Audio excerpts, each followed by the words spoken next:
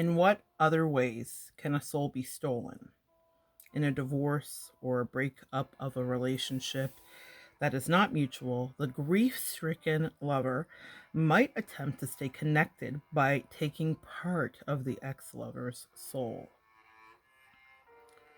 But what this does to the other person is it draws from their own life force, leaving a feeling of being drained and interfering with the ability to create new, nurturing situations in his or her own life. There is still a connection or a cord to the ex-lover and a lack of freedom to create new options for both concerned. When a person dies, he or she might be lonely for a loved one or someone who is left behind. Here again, it is possible for the deceased to take that living person's essence along. The effect of this type of soul loss is the same as that of soul theft by an ex-lover. Fatigue and an inability to create new, loving relationships are the result, and in some cases, the victim even becomes more seriously ill in an attempt to join the deceased. The problem here is that in maintaining a connection with the living person, the deceased one is unable to move on in the journey to the light. Both souls are in a state of limbo. Divine Feminine, I want to talk to you tonight about being in a state of limbo and healing your fragmented self and souls after separation. It's important for you to get silent and ask yourself the tough questions. Because you've done the cleanup on all 10 and you've put away most of the anger. But what about the pieces of you that haven't quite floated back together? What about the pieces of you that are still fragmented in the ethers, connected, intertwined, threaded and braided in cords with that ex? We have a transformational energy that happens here. And the transformational area of your life is led by the 8th house. It's about shared resources and intense emotions. It is these intense emotions that I want to talk to you about tonight. The author of Soul Retrieval, Sandra Ingram, does a beautiful job of laying out healing. She is a shaman, and she literally subtitles this Mending the Fragmented Self.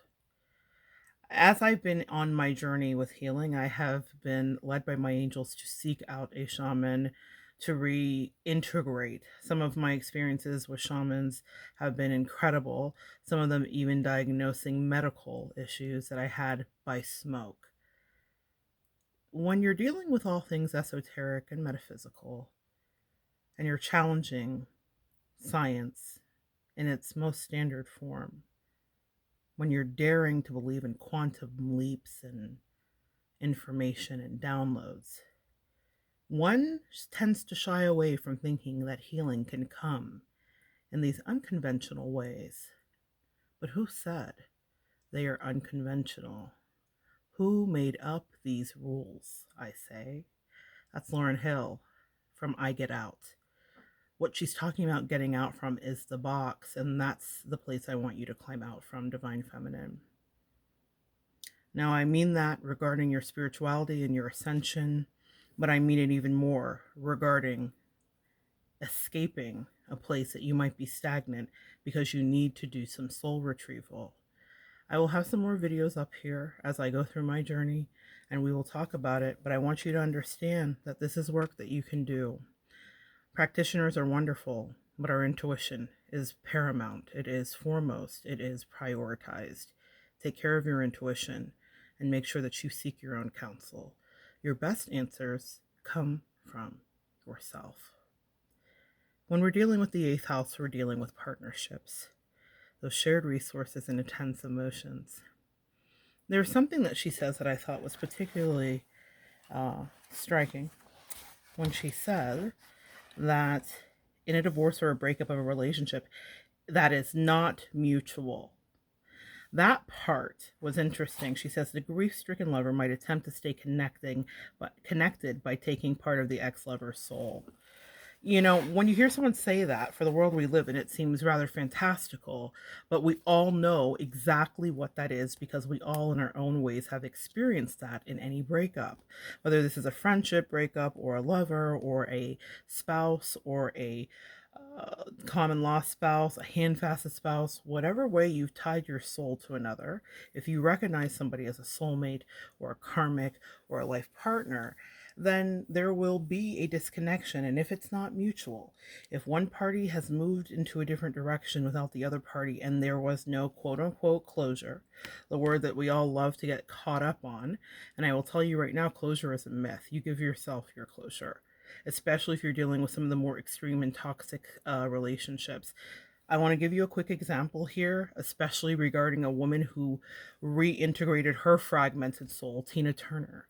Tina Turner left Ike, and Ike had a lot of power and a lot of control for a lot of years. And we all have seen the movie and maybe read the biographies and maybe even heard her speak about her story. But when she was confronted with Ike in one of the scenes of the movie, but it happened in real life, and he came to her dressing room, she was recollected. She had reintegrated her fragmented soul that Ike had shattered again and again with his fist, his words, and his invasions. She had put herself back together every time she chanted Nam Myoho Renge Kyo. Every time she moved away, every time she took her power back and found her strength, she reintegrated her soul. And yet she always felt that Ike would show back up, and he did. And our Ikes show back up energetically or in the 3D, physically, actually. I think it's tougher in the 5D because while you are living your life and going about your day-to-day routine and having your moments of happiness and success and sadness and doubt, all the things that this life is about, you will reflect because you are still connected. That's why I recommend cutting cords, meditations, and especially salt baths. Baths by the sea, baths infused with crystals, ways where we cleanse our soul, yoni steams, all that jazz, y'all. It sounds real woo-woo, it sounds real hotep, but it's really practical and useful, and it's also primal. This has been being done for thousands, millions of years. As long as we've existed in human form, Homo sapiens have had this way of ritualizing self-care. And just because you cannot see the cut of a wound, of a soul theft, you cannot write that down and make a report to the police, does not mean that you do not still need to tend to the gash that's left. Because I assure you, Divine Feminine, there is a gash that's left.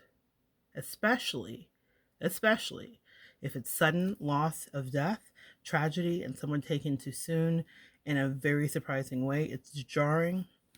Or if it's not a mutual breakup, and if you didn't get what you think was your closure. So we will continue to talk about this in other videos, but I wanted to just address that. I wanted to just put that out and submit that to you, my Divine Feminines. If you have had a breakup, I'm wondering, are you reintegrated? Have you really properly healed and stopped allowing 5D communications and telepathy and all the things that were so delicious about your relationship? What's interesting is it aches more in that absence than even the separation in the physical 3D. Because soulmates comfort us because we remember them from our Akashic records, do we not? We remember them in ways that are surprising. We remember them in deja vu before we ever encounter them. And so, to be separated, once you found them in the 3D, to be separated again after maybe lifetimes, especially if you feel like the work wasn't completed in a way that was satisfactory. This is troubling. In my journey, I ended my soul karmic relationship for my health because I was dealing with succubuses and incubuses and Jezebel spirits and wild as a Taliban, rubber band man, wild as a Taliban, 9 in my left, 45 in my other hand. I mean, it was a whole thing. And for some of you guys, you've come out of relationships like that. And for Tina, did she not come out of a relationship like that, right? Different layers of abuse and different levels of abuse. Nonetheless, if you've been in an abusive situation specifically and you had to leave for your safety or flee to protect yourself, then you might have some fragmented pieces. I just wanted to put that out there so that you don't think that just because a lot of us think that if we leave that we're perfect, or maybe the other party might think that. Everybody has their work to do, and that's what I'm here to help you walk through. I just wanted to share that with you in this last little bit about Uranus, your potential for sudden change, enlightenment, and awakening. My Uranus is literally in my 8th house, ironically enough, and it's in the sign of Scorpio, which is really interesting because Scorpio rules death. Scorpio rules death, and in Uranus, it would be sudden death or shocking turn of events, because Uranus is about, you see this lightning striking, lightning strikes. It's so precise, it's surgical when it strikes. I was just watching lightning fell a tree earlier tonight, literally struck it, and the tree split and everything broke apart, and it was majestic, and it was shocking, and it was instantaneous, and that is the power of Uranus. That is the power of Uranus, specifically in the 8th house, which deals with our relationships. One of the lessons for me, and I wonder what your lesson is not to be attached to friendships. I spent a lot of time not understanding that until they were taken from me in the most violent and brutal ways repeatedly. I've learned my lesson. However, it still means that there are things to be taught regarding this. If someone steals a part of your soul, this is a Uranus energy, okay? A theft, any shocking, sudden thing is Uranus energy. And when it has to do with this, we don't easily mend these connections. They can be mended, but it can't just be pacified. Otherwise, you end up being that person who's wondering what's going on with the other person years from down the road, and you are gonna not like that energy. I tell you that as a reader, guys, who talks to people who are like, why can I not get this person out of my head? Well, it's normal to go through a heartbreak, and we can talk about the stages of that. I can even make a video for you about the approximate year that it takes to recover, or how many years it takes when you add on how many years of the relationship you were in with the person. But the truth of the matter is, if you're actively doing your healing, you can melt, erase, cut, and sever those cords of connection. It is not easy, and I would never lie to you. It is real work, but it is so rewarding because you extract as a benefit powerful lessons that help your enlightenment and your evolution and your ascension. There is a trade-off, a quid pro quo for your pain. The universe has a great payback program. It's not just karmic, it's karma. It's understanding your dharma and what you created while you were here. So if you're dealing with a sudden change, remember that help is always near. I'm talking about your angels and your ancestors and that intuition we spoke about as we began. And it's important for you to retrieve your soul so that you can really live again. All right, Divine Feminines, it's so nice chatting with you. Come back and join me next time, and we will continue to evolve together.